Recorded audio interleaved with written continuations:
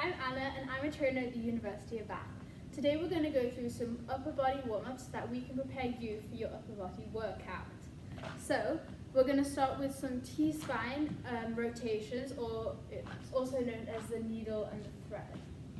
So we're going to get on our hands and knees and we're going to put one arm upwards towards the sky and we're going to thread through underneath through the other arm. And we're going to do each of these about 5 to 8 times on each side. Make it equal on either side and make sure that you're keeping your back flat and engaging your core. It's also important that you keep your back as still as possible and your core as still as possible with little rotation as possible. So once you feel like you've done 5 or 8, we're going to switch to the other side. And here, when you come upwards, you'll feel the stretch in your chest and your shoulder, maybe your back too. And you can use this time to work on your breathing. Take deep breaths inwards and outwards as you thread through. Now you can also make it harder as you can thread down lower if you want more of a stretch once you feel like you're warm enough to do that. And then of course we'll work on the other side too. Get your shoulder as close to the ground as possible.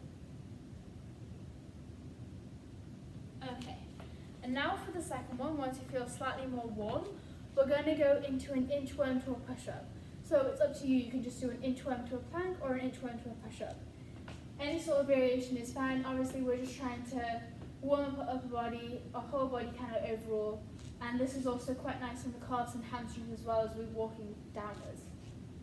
So we're going to put our feet parallel, our toes are facing parallel, and we're going to look towards the floor and start walking on the tip of our fingers and then down onto our palms. Get comfortable. Either you can stay here and walk right back up, like so. And if you want the extra stretch, you can also put your hands upwards towards the sky. Then we're going to come down, and now I'm going to show you the push-up. And then into a push-up. And then walk back upwards. This is a really good one to practice your breathing with. So here you can stay just in the plank, or you can come down. You could also go into an alternative push-up on your knees if you feel like that way you're kind of meeting in the middle. So I'll just do one more of these. And then we're going to walk upwards. And I always like this extra stretch at the top just to stretch my whole body out. So that was exercise or warm-up exercise number 2. And then we're going to go into some arm circles. So you can create a variation of sizes. So if it helps to think about different like volleyballs or footballs, and you can do a volleyball,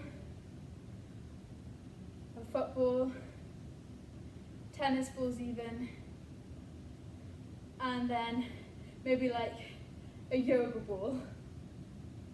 And then we want to also do the same backwards. Mix it up as you wish, but it's important just to get different size rotations and different ranges of motion, so that we're really working all the parts of the upper body as much as possible. So here you can either decide to do these sort of exercises by time or reps, depending on what you feel most comfortable with, what you enjoy doing most. For time, maybe like 10-15 seconds per side. For reps, maybe you want to do like 15. So yeah, obviously mix up how you want to do and do what you enjoy. So that was exercise number 3. And now we're going to go on to exercise number 4, which is going to be a whole body circle. So similar to the arm rotations, we're going to reach towards the floor and we're going to rotate our whole body upwards towards the sky and we're going to circle back down. So you can do about 3 to 5 on each side, and stretch up and go down. Here you might also feel it nicely in your hamstrings and your calves if you really go low and stretch down towards the floor. And up and down. And then we're going to work towards the other side now. So now we're going to go opposite direction. Use this time to breathe again.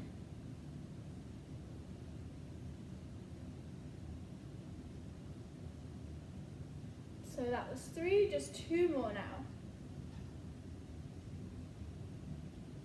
Obviously, if you feel like doing more, that's also okay. If you want to do a second set, that's also alright.